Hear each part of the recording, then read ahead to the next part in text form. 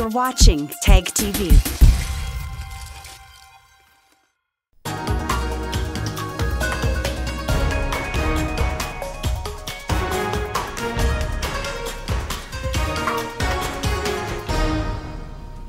Hello viewers, I'm your host Uzma Jafri with another episode of South Asia Focus. Let's begin the show with Pakistan, whose new leadership immediately after assuming the office has extended an olive branch to India and Afghanistan.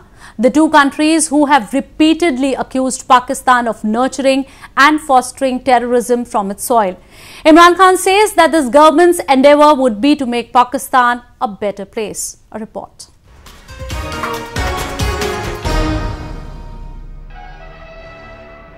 Amid a slew of socio-political, economic, security and foreign policy challenges, the chief of Pakistan Tehreek-e-Insaf (PTI), Imran Khan, takes over as Pakistan Prime Minister.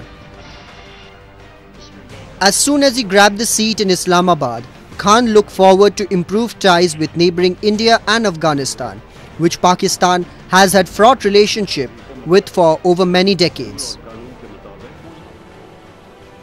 The already strained ties tumbled when Pakistan-based terrorists attacked an Indian army camp in 2016, killing dozens. Indian army had later retaliated with a surgical strike on Pakistani soil.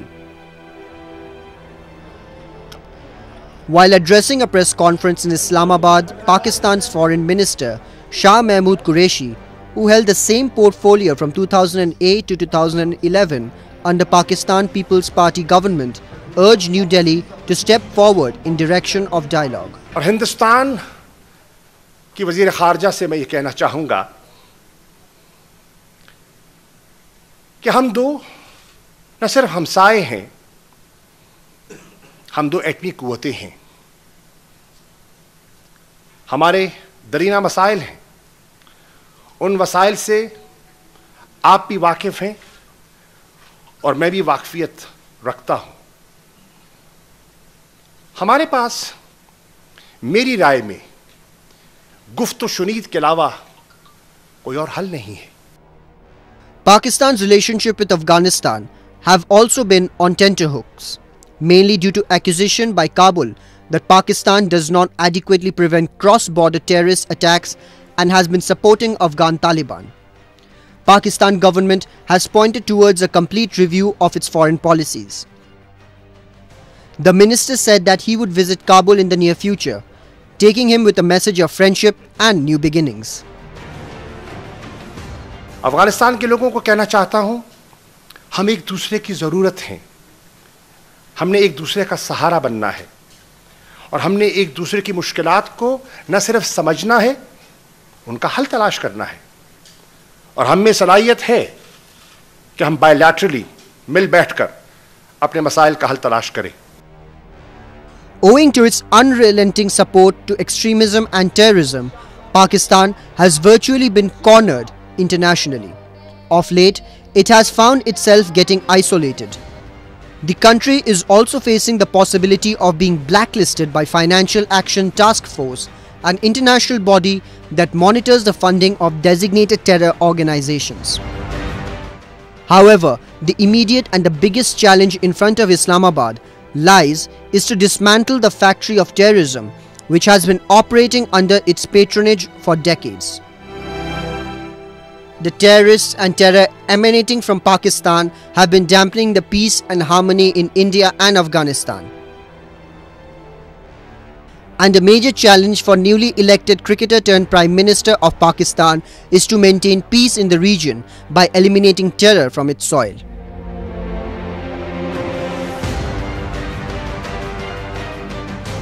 Soon after Imran Khan was sworn in, Indian Prime Minister Narendra Modi sent a congratulatory message to his counterpart, which according to Pakistan leadership was indicative of a dialogue initiation between the two countries. We are now joined by Tilak Devashar, an Indian diplomat turned author who has an expertise over Pakistan's domestic and external affairs. His book Pakistan at the Hem was recently launched in Indian capital New Delhi. Mr. Devashar, Pakistan's newly elected Prime Minister Imran Khan has extended an olive branch to India and Afghanistan. Do you think Pakistan is really willing to walk the talk this time, or just repeating the rhetoric of the past? You see, whenever there is a new government, either in Pakistan or anywhere else, it provides an opportunity to make these statements that sound very good. But unless and until there is a follow-up after the government is in the governance mode, these statements will just be that, good intentions rather than anything else. So I would not at the moment read too much into these statements. I would wait and watch to see what comes from these statements, whether it is carried forward or not, or whether they just remain at the level of statements. Mr. Devashar, what according to you is the immediate challenge in front of Imran Khan, and how his government should be working in order to counter it? The immediate challenge for Imran Khan is, 2-3 very major issues.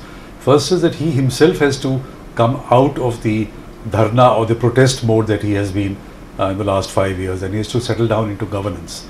He faces a wafer-thin majority in the National Assembly. This force is 176 votes he got, and the majority is 172. He has to consolidate his position and make sure that it's a stable government. And third, I think, will be the economy. Pakistan's economy is on a very slippery slope, and they will have to approach the International Monetary Fund, the IMF, for a massive bailout for about almost $10 to $12 billion. And they'll have to negotiate with the IMF, and the IMF is bound to put some very strong conditionalities before giving that loan. So the economy will be a real priority for him. He will also have issues like the civil-military relations. How much will the army concede space to him, and how much he will be able to wrest control from the army. So these are just the immediate issues. The long-term issues of Pakistan in terms of water, in terms of education, in terms of population, these are very serious issues, and I've written about them in my book. Far more serious issues, and then it will take him time to resolve these issues. It is being alleged that Imran is a puppet of the deep state of army. How true, according to you, is that? And do you think Imran will be able to run country and form policies at his own wishes? You see, it is certainly true that the army did carry out what's called political engineering to clear the path for him, and to make sure, one, that the Nawaz Sharif's party PMLN did not come back to power. They smoothened the way for him. But if you look at Imran Khan's own character, I don't think so he will be a puppet. He will certainly not be a willing puppet. He's a man of his own. He's very determined. He has a lot of focus and a lot of determination. So I think somewhere down the road, if he is pushed too hard, the army may find that this is not a very comfortable puppet to work with. So yes, the army has, and he's also aware of the fact that he's been brought into power because of the engineering done by the army. The army will allow him space. They will allow him time to continue to do policy, especially on the domestic scene, not so much in the foreign affairs. But if there is a conflict, and I don't know, let's see if there is a conflict or not, because Imran Khan is a very determined person and he is his own man. It is a well-established fact that Pakistan has been nurturing terrorists and providing them a safe haven on its soil. Do you see Islamabad formulating a stronger policy regarding this in near future, especially at a time when it is finding itself getting isolated at the global stage? Pakistan will not do this willingly. The army or the establishment or the deep state, whatever you call it, they will not do it willingly. But right now the international community has started exercising a lot of pressure on Pakistan. You may have heard of something called the Financial Action Task Force, which is for countering terrorism financing and anti-money laundering. They have put Pakistan on the grey list, and Pakistan has to fulfill certain conditionalities very soon over the next 1 year, including legislative enactments, to make sure that they don't get on the blacklist. Coming on the blacklist means that their economic relationships with the rest of the world will get into question.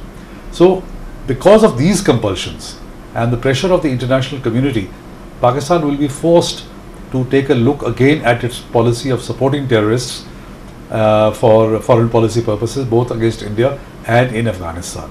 Whether they actually manage to do something concrete, time will tell. But yes, there is pressure on Pakistan, not that they're willing to do it on their own, but because of the international pressure, which must be sustained if Pakistan is to stop supporting terrorists.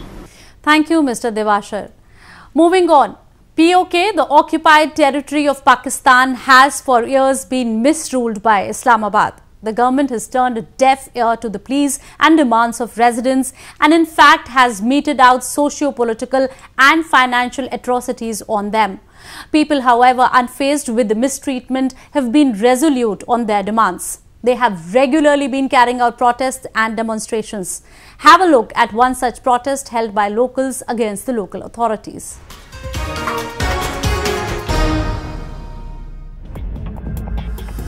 Blessed with snow-clad mountains and fascinating landscapes, Tharar-Khel region of Pakistan-occupied Kashmir has the potential to draw thousands of visitors every year. However, owing to a poor infrastructure, locals are living a life of misery, let alone welcoming and providing any hospitality to the tourists. From roads to hospitals, education to medical care, the situation has grown increasingly dismal due to authorities' negligence and apathy. Time and again, the locals have carried out demonstrations against the local authorities, seeking an immediate intervention into the situation, but the authorities have turned a blind eye to their plight.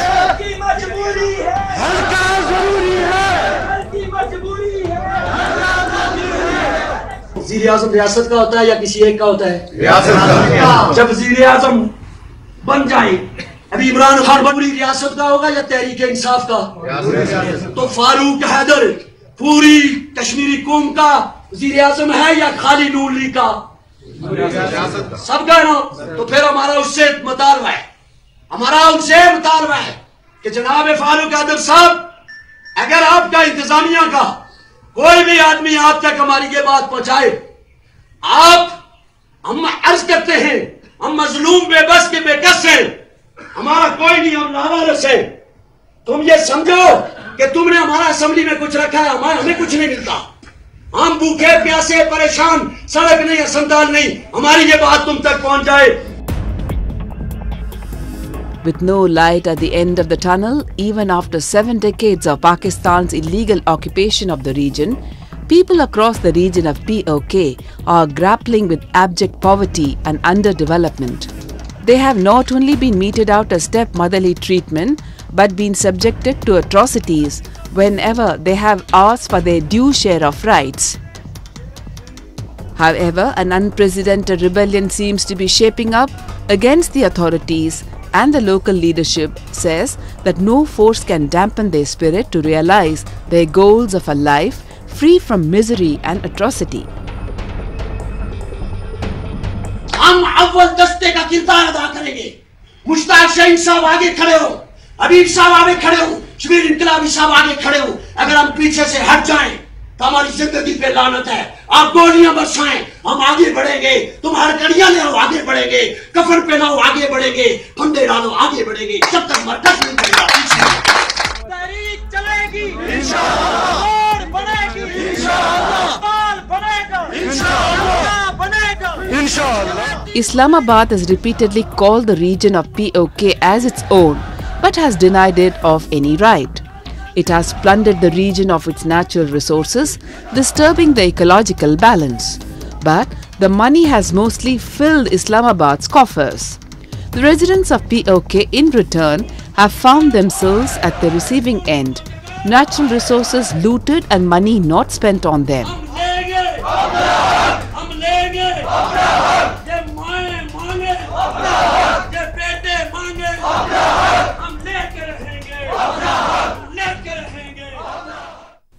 With the new government in Islamabad, the people of POK, the beleaguered citizens, are expecting good days ahead, which are highly unlikely as per the experts. Moving on. Amid deadly attacks by Taliban, the Afghan government has once again tried to reach out to the insurgents by announcing a 2-month ceasefire.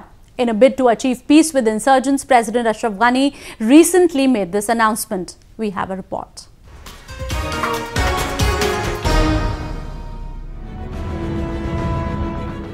Afghanistan remains volatile as the Taliban and other terror outfits continue to carry out attacks in the country to destabilize the government in Kabul. Recently, the Taliban forces attacked 3 buses near Kunduz and kidnapped hundreds of passengers. Afghan forces carried out an operation to free them and rescued 149 people. few of them still believed to be in Taliban hands. The Taliban has staged numerous attacks across the country in the past 2 weeks. The most spectacular was a major ground assault on Ghazni city, which left more than 200 dead and buildings in ruin. Fighting raged for 4 days until US airstrikes and Afghan commando reinforcements finally drove out hundreds of insurgents. While speaking during a ceremony to mark the 99th Independence Day of Afghanistan, President Ashraf Ghani announced a ceasefire with the Taliban insurgents from August 20th to mark the Muslim Eid al-Adha festival. The government wishes to maintain peace and stability in the country by inviting the insurgents on the negotiating table. و برای آن که هموطنان ما روزهای عید قربان را در فضای آرام و سلامی سپری نمایند، بار دیگر سر از فردا دوشنبه که روز عرفه است تا روز میلاد نبی مشروط بر این که طالبان نیز در این ایام خجسته آتش بس را اعلام و رعایت نمایند و یا تا هر مدت که طالبان با آن متحد باشند آتش بس را اعلان میکنند. Ghani's ceasefire announcement was limited to the Taliban and excluded other militant groups such as the Islamic State. د طالبانو پر رهبری غږ کوو چې د واقعي او دوامدار سولې لپاره د ملت ارادې ته لبیک ووایي او د ملي او اسلامي ارزښتونو په رڼا کې د سولې مذاکراتو ته چمتووالی ښکاره کړي. Blasts, suicide attacks and clashes between the Taliban and Afghan forces killed over 1,600 civilians in the first 6 months of the year, the highest number in the past decade despite June's truce. In a report published by UN Assistance Mission in Afghanistan, 42% civilian casualties were to the Afghan Taliban and 18% to the Islamic State. Moving on to Nepal, where the parliament has ratified a regional treaty on combating terrorism and controlling illicit drug trafficking under the framework of BIMSTEC, the Bay of Bengal Initiative for Multi-Sectoral Technical and Economic Cooperation. The ratification comes ahead of the 4th BIMSTEC summit scheduled to be held on August 30 and 31 in capital Kathmandu. A report.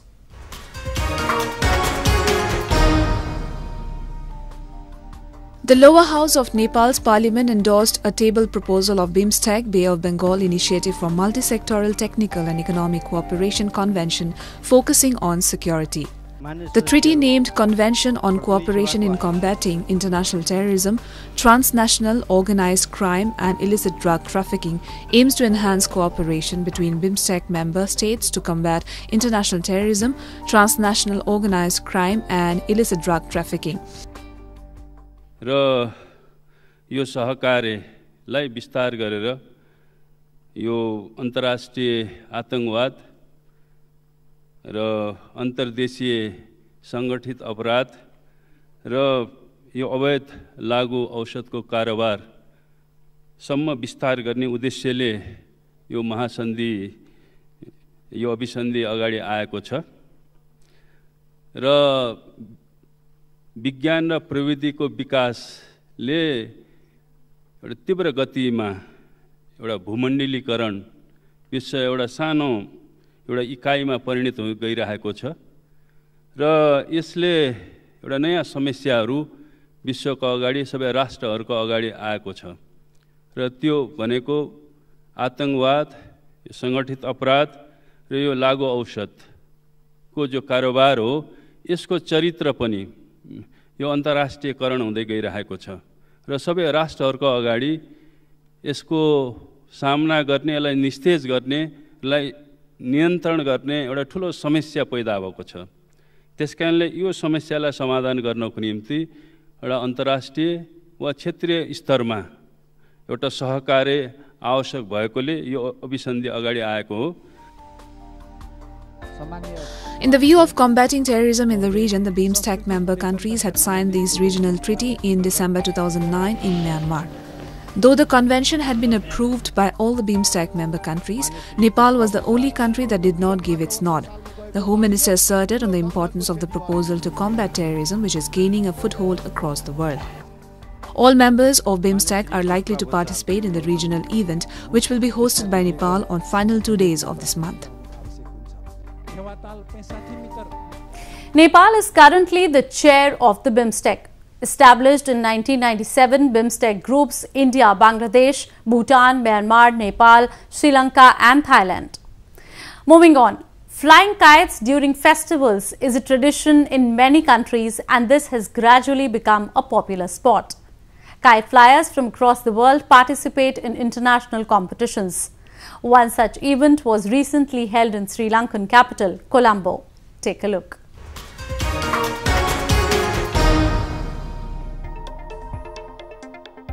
Tens of thousands of people flocked into the Galle Face Green Park to witness the second Dharana International Kite Festival, where as many as 3,000 enthusiasts from across the country and abroad launched their kites, adding colours to the grey and cloudy sky.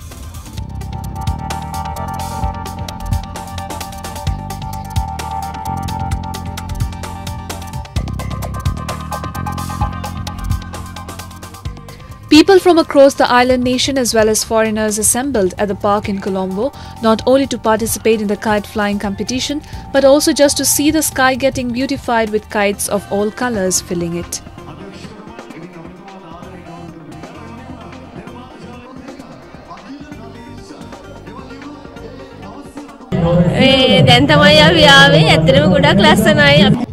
While it was only the second time they were organising the festival, Lokaya Saha Lokayo, the organisers made public their aim of making it an annual festival.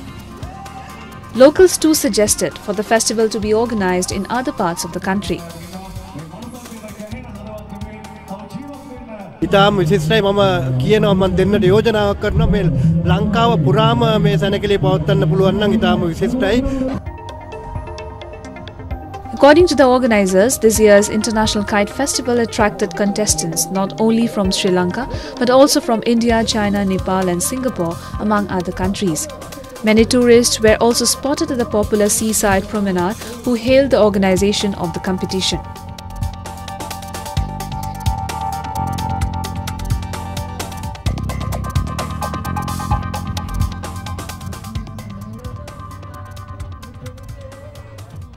This is my first step to Sri Lanka.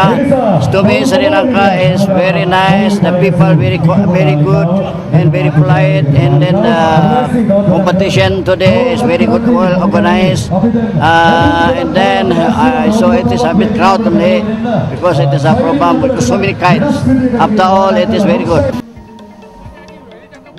Kite flying is a popular sport in the South Asia region, and the recent competition in Colombo was a mesmerizing experience for kite flyers.